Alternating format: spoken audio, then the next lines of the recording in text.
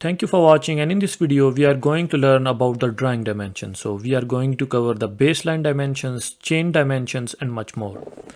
Okay, so right now as you can see I have a drawing here and I want to add some dimensions to this drawing. So what I can do is I can go here into the annotations and then into the ribbon section you can see there is an option for smart dimensions. And under the smart dimensions, there is an option. So if I'm going to click on that, so you can see there are different options like horizontal dimension, vertical dimension, baseline, chain, ordinate, vertical ordinate, chamfer, and much more. Okay, but I'm going to use only smart dimensions in this video.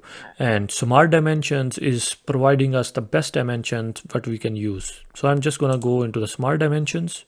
Okay, so before starting the dimensions, I need to choose a datum or reference from where I want to start my dimensions. So most of the time people use this one, or you can use this one as well, but I'm always recommending this one. So maybe you guys are thinking why we need to have a reference or datum. So whenever we are sending our drawing to someone, the guy who is working in the machine, so it is really easy to read for him, and then he's gonna start from one reference and then he's gonna start his work. So that's why we always need to start our dimensions from one specific reference. So what I can do is I can start my dimensions from here till here. But before starting the dimensions, what I would like to do is I would like to add some center marks into my circle. So I'm gonna go here into the ribbon section and I can start my center mark on these circles.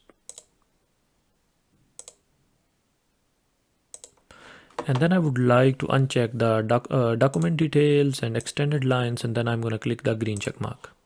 Okay, so in this way, as you can see, I can add center marks into my circle. So in this way, it's going to help me in giving the dimensions.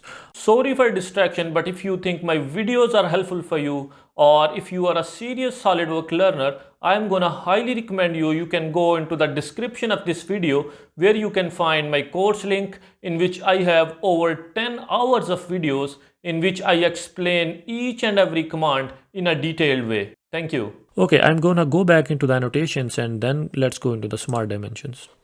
And then as I already select this reference, so I'm gonna give all the dimensions from this reference. So I'm gonna select this line and then this circle, and then I can give my dimensions. And then again, I'm gonna select this line and this circle, and I can give my second dimension. I'm gonna select again this line, this circle, my next dimensions. Again, this line. You can go here. I'm just following the circles right now. Okay, so as you can see, in this way, I can just create a stack of all the dimensions, and this is really easy to read.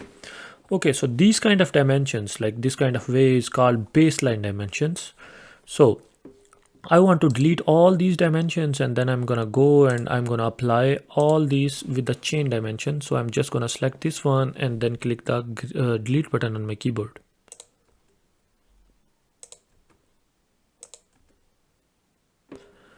Okay, so let's go again into the annotations and let's go into the smart dimensions. So what exactly the chain dimension is? So in the chain dimensions, what we do is we can just start from the previous point until the next point, and when we give our dimensions like this. And now I'm gonna start from here till here. And from here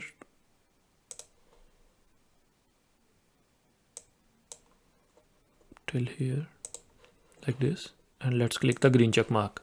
Okay, so in this way, I can give my dimension from one part to second, and then second to third, third to fourth, fourth to five. But there is a drawback of chain dimensions, because as you know, there is a tolerance. All the time there is a tolerance. So if the tolerance from this point to this point is you can say 0.5, and then it's gonna increase from this point to this point, from it's 10 and then 15. From this point to till this point, the tolerance is gonna 0.15 and then 0.25 from this point to this point. So that's why I always not prefer to use the chain dimensions. But sometimes, if you have some critical dimensions which is really important for you, suppose so if this dimension from this point till this point, this is really critical for me. So in this way I should use chain dimensions, and normally I should use baseline dimensions. So a combination is always a good option, so it's up to you. Okay, so there is another option, if I'm gonna go into any dimensions, and it's up to you. If you want to make your dimensions very accurate, so then you can just draw your dimension in 3-digit points, or you can go here into the feature manager, you can select any dimensions, and then you can go into the tolerance and precision. And here what you can do is you can just select 1 digit or 2 digit or 3 digit, 4 digit, as much as you want. So it's up to your design requirement. Okay, one last thing, how we can give dimension to the circle. So what I can do is I can just go into the annotations, and then into the ribbon section you can see there is an option for whole callout.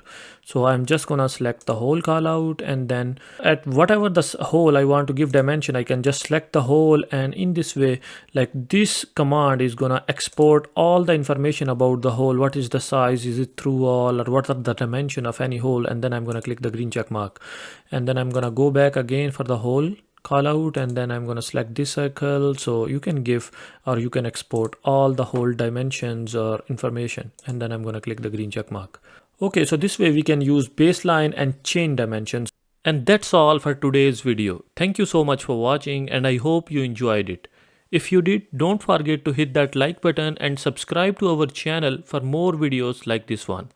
And if you are a serious SolidWorks learner, then don't forget to check the course link in the description. Thank you.